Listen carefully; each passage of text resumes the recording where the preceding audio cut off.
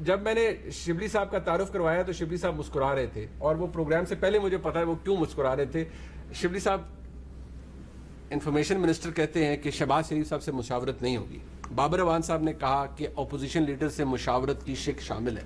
मुशावरत होगी या नहीं होगी चेयरमैन नैब की तैनाती के हवाले से? पहले अगर मेरा ख्याल है कि हमारे दोस्तों से पूछ लिया जाए कि इनका क्या ख्याल है, तो फिर मेरा ख्याल मेरी है जगह, ये फात साहब बहुत एक्सपीरियंस जर्नलिस्ट हैं, मेरी जगह यहाँ कोई भी बैठा हो तो वो हमेशा ये चाहेगा कि वो हुकूमत से पूछे, क्योंकि जाहिर बात है हुकूमत के अंदर आप हैं, वफाकी काबीना के अंदर आप आज मौजूद थे, फैसलों का इदराक आपको है, खबरें आपके पास हैं, और मैं ये बात कह भी सकता हूँ कि खबर है आपके पास। तो शिबली साहब जरा मेहरबानी कीजिए, अब तो मैंने आपके आगे चाय भी रखी। चले ठीक है। देखिए बात यह है कि जहाँ तक के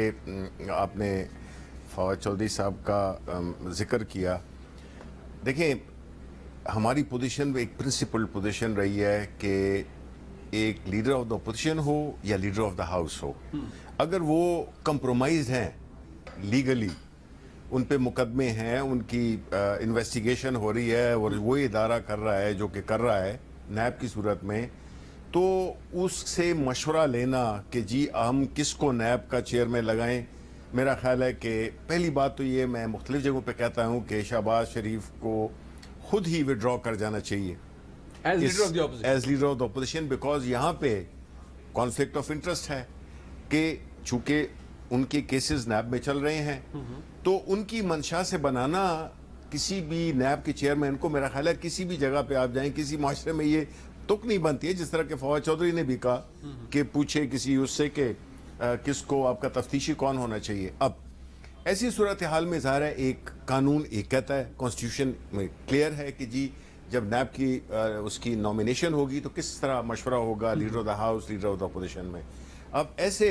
स्टेलमेट में एक ऐसी सिचुएशन जो कि पहले कभी पैदा नहीं हुई है,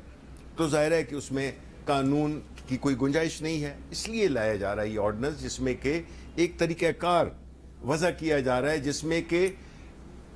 अगर लीडर ऑफ द हाउस और लीडर ऑफ द अपोजिशन अगर वो इस किस्म की सिचुएशन में हो जिसमें उनकी पोजीशन कंप्रोमाइज्ड हो in the sense that they are a direct beneficiary और affectee of that particular appointment, तो उसमें उनको नहीं होना चाहिए। तो वो तरीक़ाकार ये कल के ऑर्डिनेंस में होगा, यानी कि पार्लिमानी कमेटी के पास जाएगा ना मामला। बिल्कुल जी, जैसे कि चीफ इलेक्शन कमिश्नर की तैनाती के अंदर होता है कि अगर कोई डेडलॉक हो जाए तो पार्लियामेंट्री कमेटी के पास जाता है। यानी फवाद चौधरी साहब का स्टांस अपनी जगह मौजूद है, और आप ये कह रहे हैं कि वो हुकूमत का स्टांस है और वो दुरुस्त है, बिल्कुल, कि शहबाज शरीफ साहब से मुशावरत नहीं होगी। लेकिन